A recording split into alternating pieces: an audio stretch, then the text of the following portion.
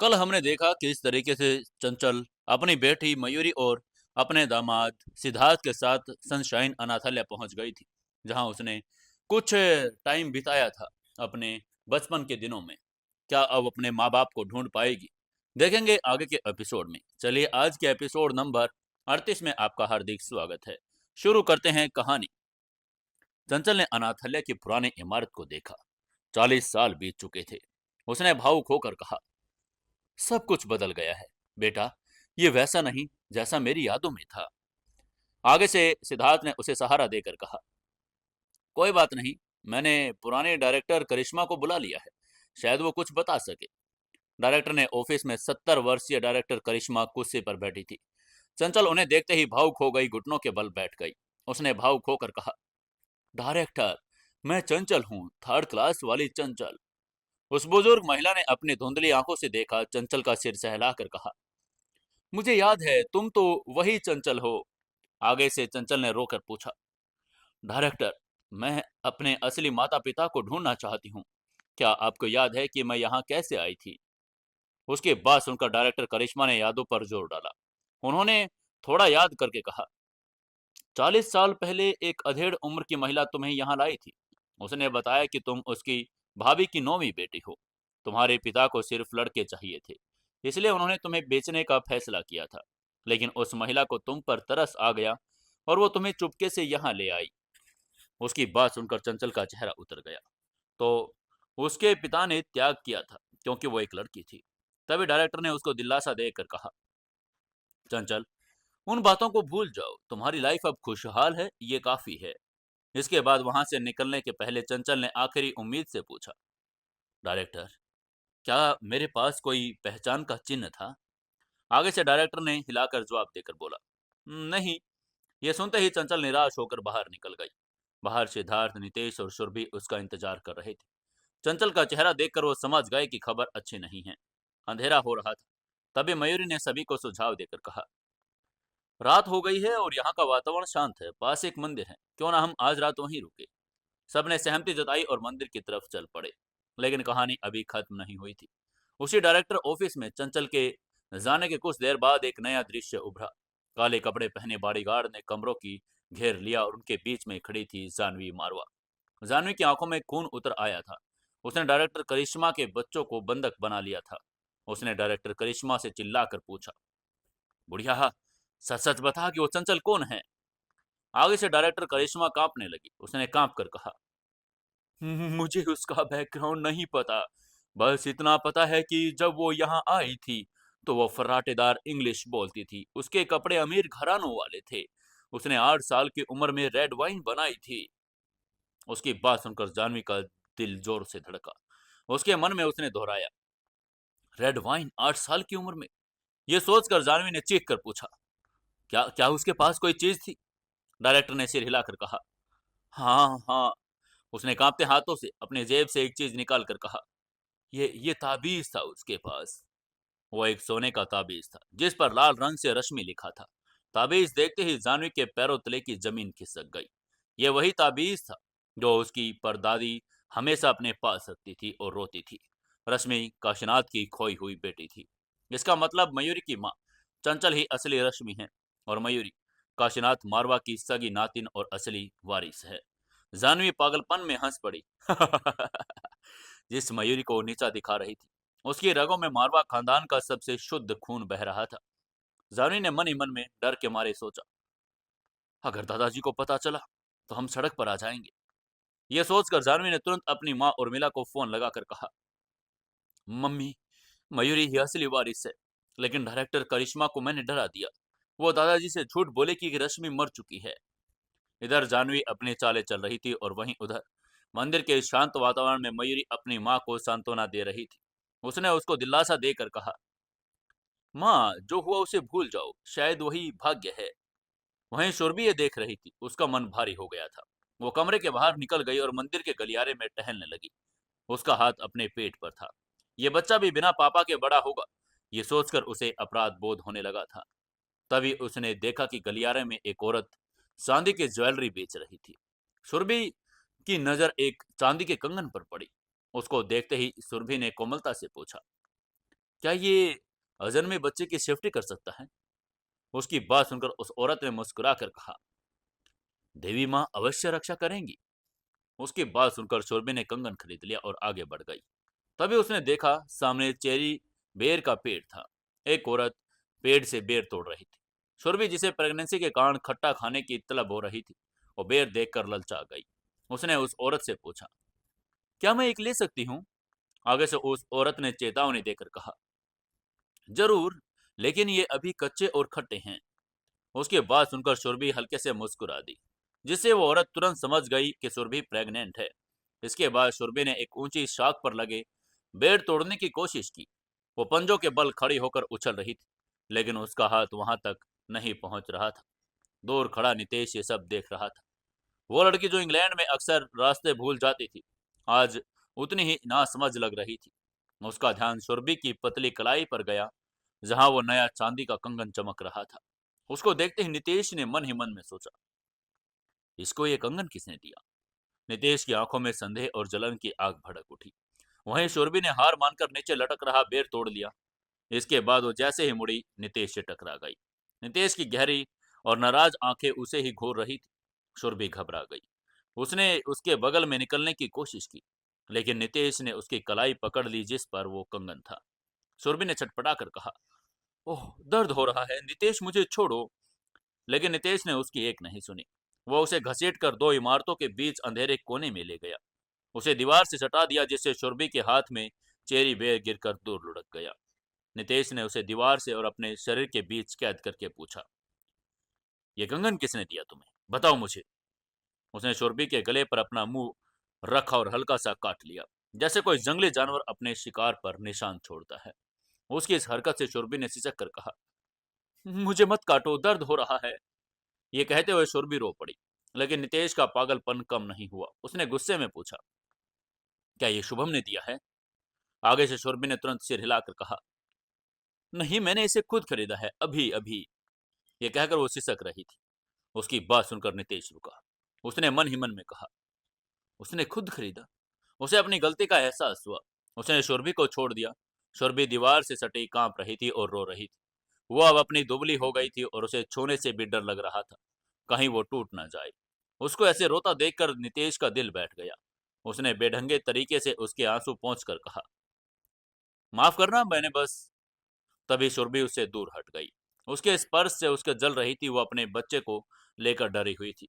वहीं नितेश ने गहरी सांस ली। वो वापस पेड़ के पास गया और एक चेरी बेर तोड़ा। उसे पानी से धोया और वापस सुरभि के पास आ गया। उसने बेर सुरभि के मुंह के पास ले जाकर कहा, ये लो, अब रोना बंद करो। वहीं सुरभि को मतली महसूस हो रही थी, लेकिन खट्टे फल की गंध ने उसे राहत दी। उसने नितेश के हाथ से बेर का एक टुकड़ा खाया। उसका फूला हुआ गाल, होठों पर लगा रस देखकर नितेश का दिल पिघल गया। उसने कोमलता से पूछा, तुम्हें खट्टा कब से पसंद आने लगा? उसकी उंगलियां सुरभि के गाल को छू रही थी। सुरभि ने अपनी नम आंखों से उसे देखा। इस पल नितेश का स्पर्श इतना गर्म और अपना सा लग रहा था कि वो पिघल गई। उसने अपना हाथ उठाया और नितेश का बड़ा हाथ पकड़ लिया। फिर उसने धीरे से नितेश का हाथ नीचे की ओर ले जाकर अपने पेट पर रख दिया। वो चाहती थी कि पिता अपने बच्चे को महसूस करे, शायद ये आखिरी मौका हो। लेकिन नितेश को कुछ और ही समझ आया। उसने सोचा कि सुरभि का इशारा है। उसकी आंखों में चमक आ गई। उसने सुरभि की कमर पकड़ी और उसे चूम लिया। उसने फुसफुसा कर कहा, आज रात मेरे कमरे में आओगे? तुम यही चाहती हो ना? उसकी बात सुनकर सुरभि जम गई। वो तो बस एक भावनात्मक पल साझा करना चाहती थी, लेकिन नितेश ने उसे फिजिकल अट्रैक्शन समझ लिया। उसने फिर हिलाकर मना किया और उसे धक्का देने की कोशिश की, जिससे नितेश नाराज हो गया। उसने गुस्से में कहा, नखरे क्यों? अभी तो तुम मेरा हाथ अपनी कमर पर लेकर जा रही थी। ये कहकर उसने फिर से उसे चूमना शुरू किया और इस बार और भी सख्ती से। वहीं सुरभि फंसी हुई महसूस कर रही थी। सुरभि का दिल जोरों से धड़क रहा था, दर्द और डर का मिला जुला एहसास। ये रात अभी बहुत लंबी होने वाली थी। तभी सुरभि को उल्टी आ गई। मंदिर के गलियारे में एक अजीब सी घुटन थी। सुरभि को उल्टी करता देख नितेश ने उसे संभालने की कोशिश की, लेकिन सुरभि ने उसे झटक दिया।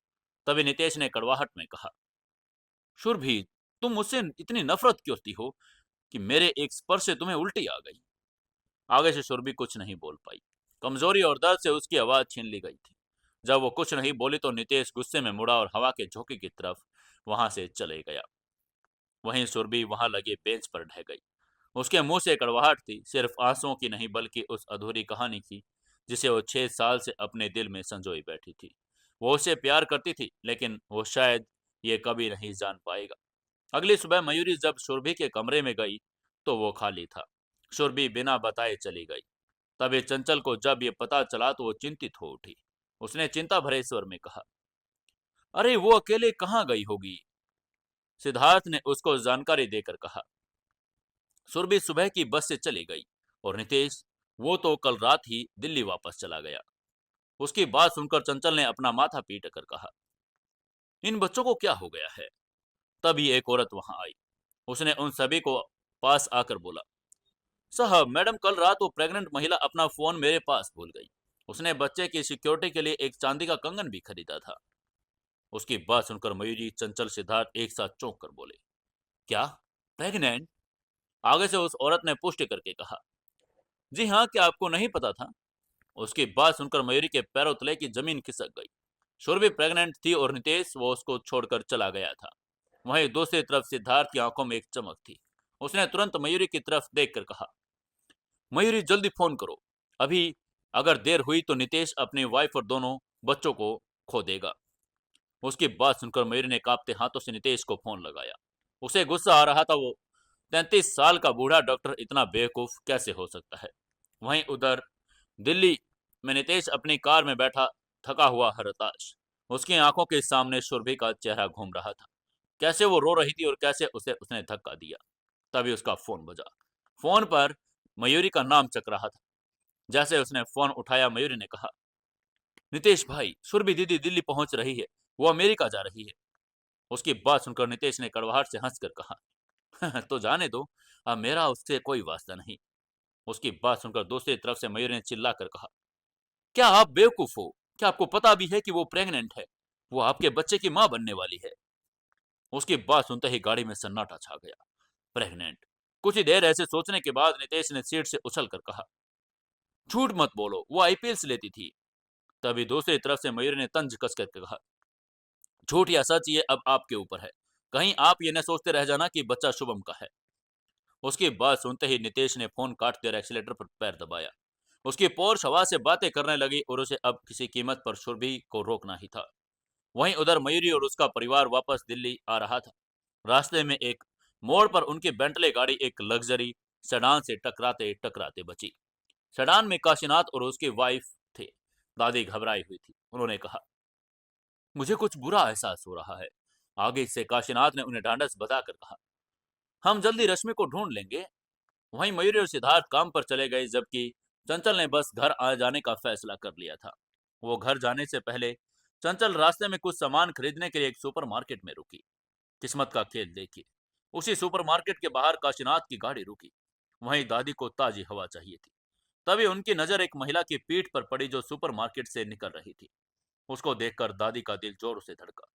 वो पीठ, वो चाल, 40 साल के बाद भी एक माँ की नजर धोखा नहीं खा सकती थी। दादी ने बिना सोचे व्हील चेयर को धकेला और उस महिला को पीछे चल पड़ी। वहीं चंचल सड़क पार कर अपने विला की ओर बढ़ रही थी। उसे नहीं पता था कि उसकी बूढ़ी माँ व्हीलचेयर पर बैठी रोते हुए उसका पीछा कर रही है। दूसरी तरफ काशीनाथ जब फोन पर बात करके मुड़े तो उन्होंने देखा कि दादी गायब थी। उन्होंने तुरंत अपने नौकरों पर चिल्लाकर कहा, पागल लोगों, ढूंढो उसे। अगर उसे कुछ हुआ तो तुम सबकी खैर नहीं। वहीं उधर चंचल घर पहुंची। जैसे वो अंदर जाने लगी, धर्मपाल ने देखा कि एक बुजुर्ग महिला उनके गेट पर खड़ी है। उसके बाल बिखरे हैं और आंखों में खून उतरा हुआ था। धर्मपाल ने तुरंत चंचल को उनकी तरफ इशारा किया। चंचल ने दया भाव से उनके पास जाकर पूछा, दादी, आप कौन हैं? दादी ने कांपती आवाज में कहा, मैं मैं तुम्हारे पीछे पीछे आई हूं, मुझे कुछ याद नहीं। तभी धर्मपाल ने सुझाव देकर कहा, इन्हें रात भर रुकने देते हैं, कल पुलिस को बता देंगे। रात के खाने पर चंचल ने दादी की खूब खातिरदारी की। बातों बातों में उसने बताया कि वो एक अनाथ थी और उसे मेहरा परिवार ने 8 साल पहले की उम्र में गोद ले लिया था। उसकी बात सुनकर दादी का हाथ कांप गया। उनकी बेटी, उनकी राजकुमारी रश्मि एक अनाथ बनकर किसी और के घर पली बड़ी। लेकिन चंचल के चेहरे पर संतोष देखकर उन्हें थोड़ी राहत मिली। खाने के बाद दादी ने चंचल के बचपन की तस्वीरें देखी। 8 साल की चंचल बिल्कुल वैसी थी जैसी उनकी यादों में। फिर चंचल ने अपनी बेटी मयूरी और दामाद सिद्धार्थ की तस्वीरें दिखाई। उनको देखते ही दादी की आंखें फटी रह गई। मयूरी, सिद्धार्थ। वो समझ गई कि मयूरी उनकी सगी नातिन है। वो मयूरी जिसे उन्होंने हमेशा पसंद किया, और सिद्धार्थ जिसे वो अपने पोते जैसा मानती थी। दादी के मन में खुशी और क्रोध का तूफान उठ खड़ा हुआ।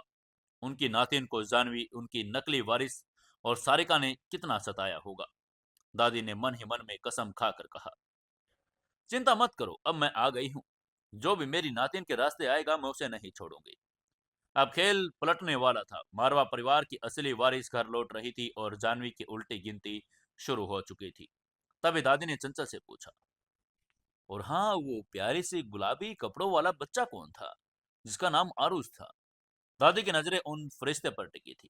उनकी मुस्कान थमने का नाम नहीं ले रही थी। कितना मनमोहक दृश्य था। नन्हे आरुष में गुलेरिया और मारवा दोनों परिवार के बेस्ट जीन का संगम था।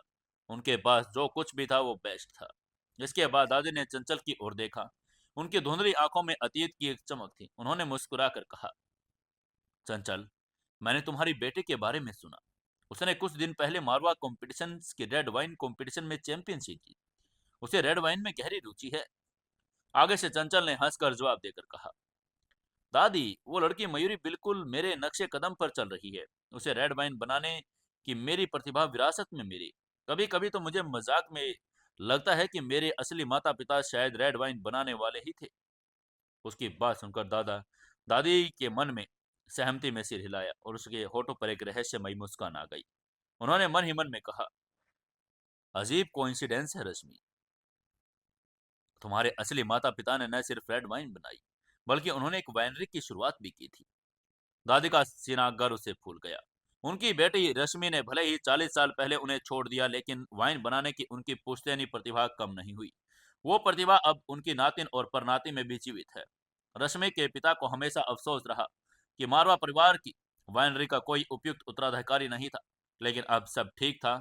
मयूरी ही वो उत्तराधिकारी थी। 40 साल का वो पुराना दर्द और उदासी अब पूरी तरह गायब हो चुकी थी। तभी दरवाजे पर दस्तक हुई। खट खट खट। धर्मपाल दरवाजे पर खड़ा था।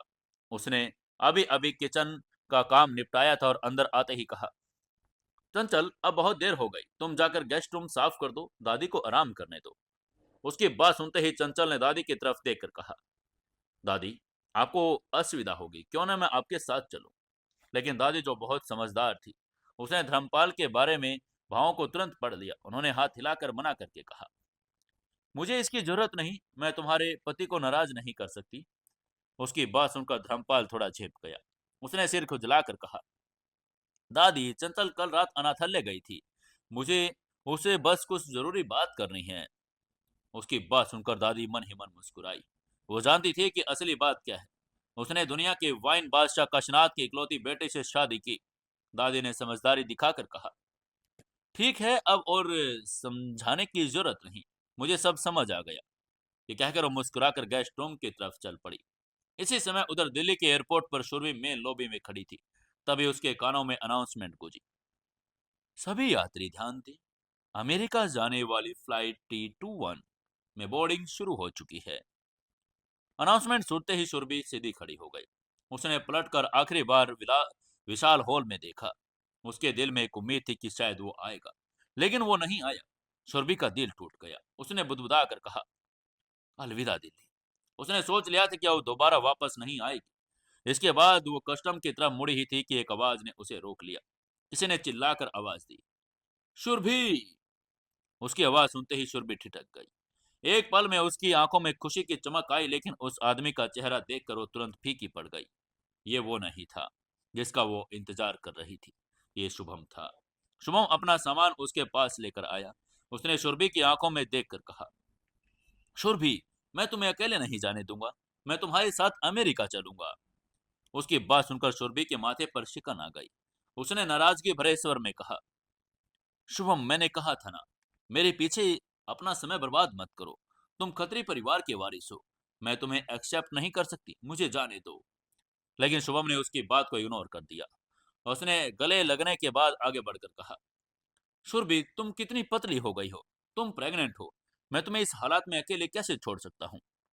आगे से सुरभि ने उसे दूर धकेलने की कोशिश करके कहा, शुभम, छोड़ो मुझे। तभी एक बर्फीली रूह कपा देने वाली आवाज गूंजी, तुम दोनों अभी क्या कर रहे हो? सुरभि की धड़कनें रुक गई। उसने मुड़कर देखा, नितेश, वही पतला हरा स्वेटर और वही लापरवाही से पहनी गई पतलून, लेकिन उसकी उपस्थिति किसी तूफान से कम नहीं थी। वो शांत दिख रहा था, लेकिन उसकी मुट्ठी इतनी जोर से बंधी थी कि नसें उभर आई थी। उसकी आंखों में ज्वालामुखी दहक रहा था। तभी शुभम ने स्थिति को भांप कर कहा, नितेश, तुम सही समय पर आए हो। मैं सुरभि के साथ अमेरिका जा रहा हूँ। इससे पहले कि शुभम अपनी बात पूरी करता, काले कपड़ों में दो बॉडीगार्ड ने उसे पकड़ लिया और घसीट कर लेकर जाने लगे। यह देखकर सुरभि ने चिल्लाकर कहा, शुभम! वो उसके पीछे भागने लगी, लेकिन एक मजबूत हाथ ने उसकी कलाई पकड़ ली। नितेश ने उसे रोककर कहा, सुरभि, तुम कहां जा रही हो? क्या तुम मेरे बच्चे को साथ लेकर किसी और मर्द के साथ भागने की तैयारी कर रही हो? नितेश की आवाज भारी और कर्कश थी, जैसे वो अपने गुस्से को मुश्किल से काबू में रख रहा हो। नितेश ने उसकी कलाई पकड़ी थी, लेकिन इस बार उसकी पकड़ में वो क्रूरता नहीं थी जो पिछली रात थी। वो जानता था कि सुरभि प्रेग्नेंट है। उसने बहुत ही सावधानी से उसकी नब्ज टटोली। तभी आगे से सुरभि ने अपना हाथ छुड़ाने की कोशिश की और उसने लड़खड़ा कर कहा, नितेश, मुझे मत छुओ। मेरे गर्भ में पल रहे बच्चे का तुमसे कोई लेना देना नहीं। वो सिर्फ मेरा है। आगे से नितेश ने उसे चेतावनी देकर कहा, सुरभि, अगर तुमने ये बात दोबारा कहने की हिम्मत की तो याद रखना, तुम्हारा बेटा सब सुन रहा है। उसकी आंखों में दर्द और गुस्सा दोनों थे। उसकी बात सुनकर सुरभि सहम गई। उसने अपने पेट पर हाथ रखकर मन ही मन में कहा, सॉरी बेबी। मम्मा गुस्से में थी। वो जानती थी कि चाहे कुछ भी हो, इस बच्चे की रगों में नितेश का खून है। उसकी आंखों में लगातार आंसू बह रहे थे। तभी नितेश ने उसके आंसू पोंछने के लिए हाथ बढ़ाकर कहा, अब और मत रो। प्रेग्नेंट महिलाओं को रोना नहीं चाहिए। ये बच्चे के लिए अच्छा नहीं है। उसकी आवाज अचानक कोमलता से भर गई थी और सुरभि ये देखकर चौंक रही थी। कल तक जो राक्षस बना हुआ था, वो आज इतना परवाह करने वाला कैसे हो गया? तभी नितेश ने उसे अपनी बाहों में भरकर आगे कहा, तो कल रात तुम्हें मुझसे नफरत नहीं थी। तुम बस उल्टी करना चाहती थी क्योंकि तुम प्रेग्नेंट थी। ये कहकर उसने उसके माथे को चूमा। सुरभि उसकी बाहों की गर्माहट और उसकी विशेष खुशबू में खो सी गई। नितेश को सहारा देकर अपनी गाड़ी के पास ले गया। नितेश ने पैसेंजर सीट का दरवाजा खोलकर सुरभि को ऑर्डर देकर कहा, अंदर बैठ जाओ। आगे से सुरभि ने विरोध करके कहा, लेकिन मेरी फ्लाइट, प्लेन टेक ऑफ करने वाला है। लेकिन नितेश ने उसकी एक नहीं सुनी और उसको गाड़ी में बैठा और झुककर उसकी सीट बेल्ट बांध दी। उसका चेहरा बेहद सुरभि के करीब था। उसने स्पाट आवाज में कहा, प्लेन पहले ही टेक ऑफ हो चुका है। उसकी बात सुनकर सुरभि चुप रह गई। गाड़ी में खामोशी थी। आखिरकार उसने हिम्मत जुटा कर कहा, तुम शुभम को कहां ले गए? क्या तुम उसे छोड़ सकते हो? उसकी बात सुनकर नितेश के चेहरे पर एक ठंडी मुस्कान आ गई। उसने ठंडे स्वर में कहा, पूरे रास्ते में तुम चुप रही और जब मुंह खोला तो दूसरे आदमी के लिए। अगर बात करना नहीं आता तो चुप रहो। सुरभि खिड़की के बाहर देखने लगी। तभी नितेश ने पूछा, क्या तुम अपना आईडी प्रूफ साथ लाई हो? आगे से सुरभि ने बिना सोचे समझे जवाब दिया, हाँ, क्यों? उसकी हाँ सुनते ही नितेश ने गाड़ी रोकी। सुरभि ने बाहर देखा और उसका दिल जोर से धड़कने लगा। उसने मन ही मन में कहा, ये रास्ता तो मैरिज रजिस्ट्रेशन ब्यूरो का है। रास्ते के बारे में सोचकर उसने नितेश की तरफ देखकर पूछा, नितेश, तुम क्या करने की कोशिश कर रहे हो? सुरभि की आवाज कांप रही थी। नितेश ने उसकी तरफ देखा। उसकी आंखों में एक अजीब सी गंभीरता थी। उसने गंभीरता से कहा, क्या तुम नहीं जानती? क्या तुम मुझसे बच्चे की कस्टडी के लिए लड़ने की ताकत रखती हो?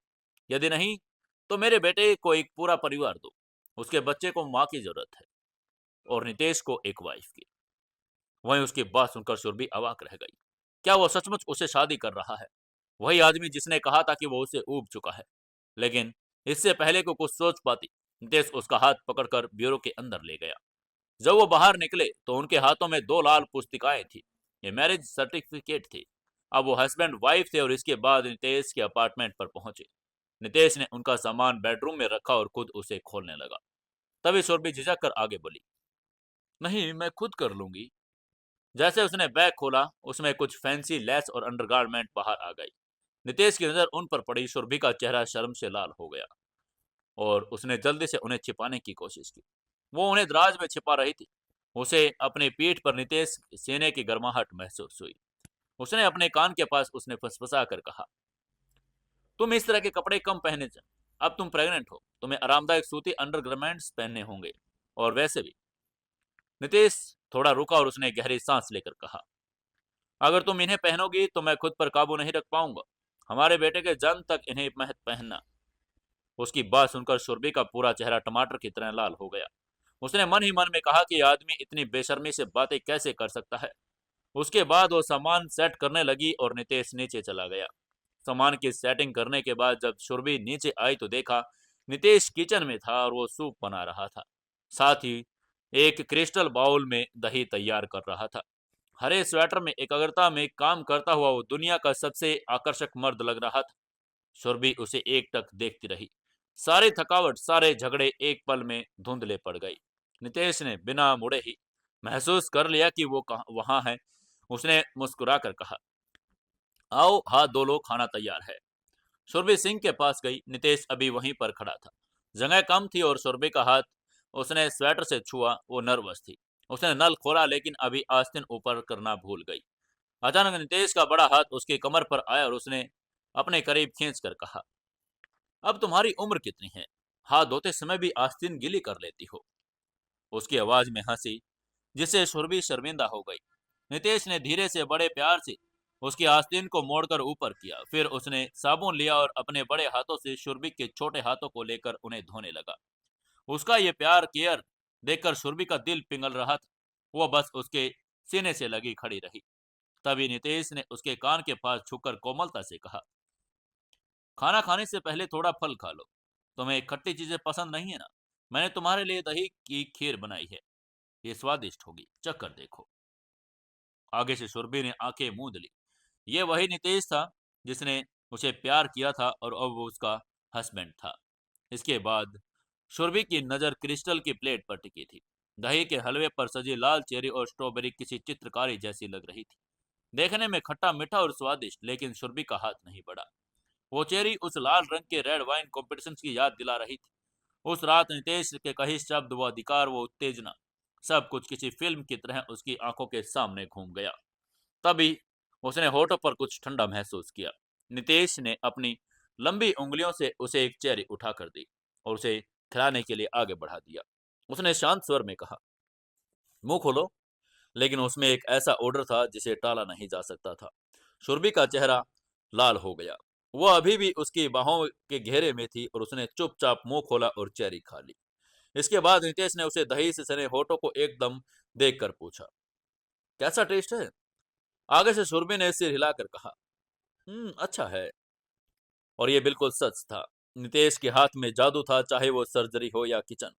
सुरभि का दिल पिघलने लगा। वो हमेशा से उसकी देखभाल ऐसे ही तो करता आया था। इसके बाद जैसे ही माहौल थोड़ा हल्का हुआ, सुरभि ने हिम्मत जुटाकर कहा, नितेश, क्या तुम शुभम को जाने दे सकते हो? वो निर्दोष है। उसकी बात सुनकर नितेश के चेहरे के भाव बदल गए। उसे अपनी लार निगली और अपना दाहिना हाथ सुरभि के स्पाट पेट पर रख दिया। उसने धीरे से कहा, यह हमारी शादीशुदा जोड़े के रूप में पहली रात है। क्या तुम हर पल शुभम का जिक्र करना बंद नहीं कर सकती? अगर तुम्हें मुझसे कुछ मांगना है तो पहले मुझे खुश करना सीखो। उसकी आवाज में दबी हुई जलन थी। उसकी यह बात सुनकर सुरभि सहम गई। वो जानती थी कि टॉपिक बारूद के ढेर जैसा है, लेकिन इससे पहले कि कुछ सफाई दे पाती उसने महसूस किया कि उसकी कमर पर नितेश की पकड़ बदल रही है। उसने उसको रोकने की कोशिश करके कहा, नितेश नहीं, ऐसा मत करो। वो घबरा गई थी। तभी नितेश ने उसके कान के पास झुककर उसकी गर्म सांसें सुरभि की त्वचा को झुंझला दिया। उसने धीरे से कहा, अगर मैं ये भी नहीं कर सकता तो तुम मुझे और कैसे तड़पाओगी?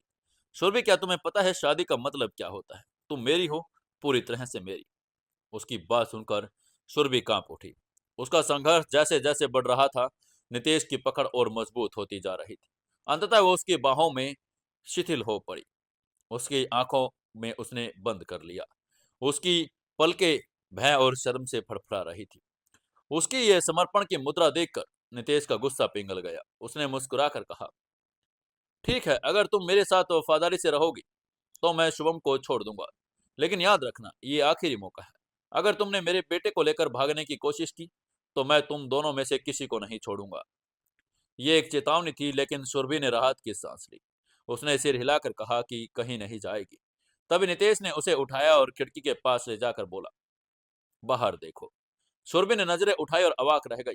काले आसमान में आतिशबाजी का सैलाब उमड़ आया। रंग बिरंगी रोशनी तितलियों की तरह हवा में बिखर रही थी। फूलों की बौछार की तरह धरती पर गिर रही थी और ये दृश्य जादुई था। सुरभि ने एक बच्चे की तरह उत्साह से अपना हाथ बाहर की तरफ बढ़ाकर कहा, ओह, ये कितना खूबसूरत है। वो ऐसे हाथ बढ़ा रही थी मानो वो उन गिरते हुए तारों को पकड़ लेना चाहती हो। उसी पल नितेश ने उसका हाथ थाम लिया। तभी सुरभि को अपनी अनामिका उंगली पर धातु की ठंडक महसूस हुई। उसने नीचे देखा और प्लेटिनम की रिंग, जिसके बीचों बीच एक बेशकीमती हीरा जगमगा रहा था, नितेश ने उसकी उंगली में डाल दिया। ये देखकर सुरभि की आंखों में आंसू भर आए। तभी नितेश ने उसको प्रपोज करके कहा, सुरभि, मुझसे शादी कर लो, ठीक है। नितेश उसके ठीक पीछे खड़ा था। उसकी आवाज में एक बड़ी ही कोमलता थी। सुरभि का दिल जोरों से धड़कने लगा।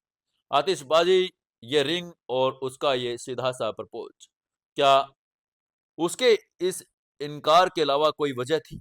बिल्कुल नहीं। इसलिए उसने नम आंखों से मुस्कुराकर सिर हिलाकर कहा, हाँ, हाँ। तभी नितेश ने उसे अपनी तरफ घुमाया। आतिशबाजी की रोशनी सुरभि के भीगे हुए चेहरे पर पड़ रही थी। नितेश ने उसके आंसू पोंछे और बहुत ही संभल कर उसे चूमा। उसका स्पर्श कोमल था, पिछले दिनों की क्रूरता से बिल्कुल अलग। वो जानता था कि वो प्रेग्नेंट है और उसे उल्टी महसूस हो सकता है, इसलिए उसने बहुत ही सावधानी से उसे अपनी बाहों में भरा।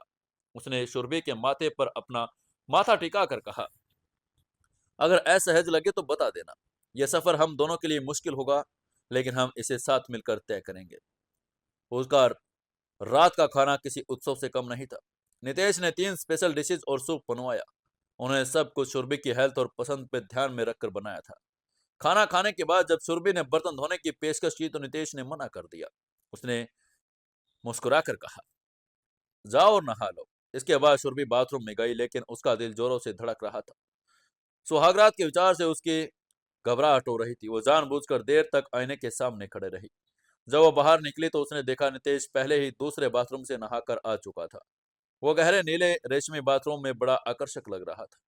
नितेश ने एक शरारती मुस्कान के साथ उससे पूछा, नहाने में इतना टाइम कैसे लग गया? ये कहकर नितेश आगे बढ़ा और उसने हाथ से हेयर ड्रायर के लिए उसके पास आकर कहा, लाओ मैं सुखा देता हूँ। उसके बड़े ही प्यार से सुरभि के बाल सूखे। सुरभि आईने में उसे देख रही थी।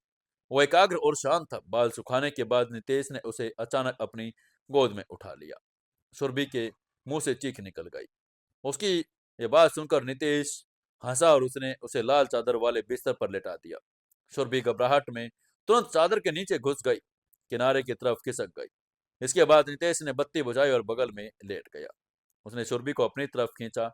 सुरभि ने विरोध किया, लेकिन नितेश ने उसे कसकर पकड़कर कहा, हिलो मत, मैं तुम्हें चोट नहीं पहुंचाऊंगा। ये कहकर उसने सुरभि को गले लगाया और अंधेरे में उनकी आंखों में देखकर कहा, सुरभि, कल मैं तुम्हें अपने दादा दादी से मिलवाऊंगा। वो तुम्हें बहुत प्यार करेंगे। अब तुम्हें किसी से डरने की जरूरत नहीं। मैं हमेशा तुम्हारे और हमारे बच्चे की ढाल बनकर खड़ा रहूंगा। अब क्या नितेश के दादा दादी उसे अपना लेंगे? पहले भी यही घटना हुई थी, लेकिन उस समय उन्होंने नहीं अपनाया था। अब क्या होगा आगे की कहानी में, जानने के लिए जुड़े रहिए अपनी कहानी जिद्दी बिलियनियर के साथ। दोस्तों, ये कहानी 2-4 दिन में खत्म हो जाएगी और उसके बाद हम आपको नई कहानियां और देंगे। साथ ही हम आपको अपनी हॉरर की कहानियां भी देने जा रहे हैं। तो जल्दी से जल्दी वीडियो को लाइक करें, शेयर करें और कमेंट जरूर करें। और जिन्होंने अभी तक चैनल को सब्सक्राइब नहीं किया है, वो चैनल को सब्सक्राइब कर लें और अपनी बेल आइकन भी जरूर दबा लें, जिससे हर वीडियो की नोटिफिकेशन आप तक जरूर पहुंच जाए।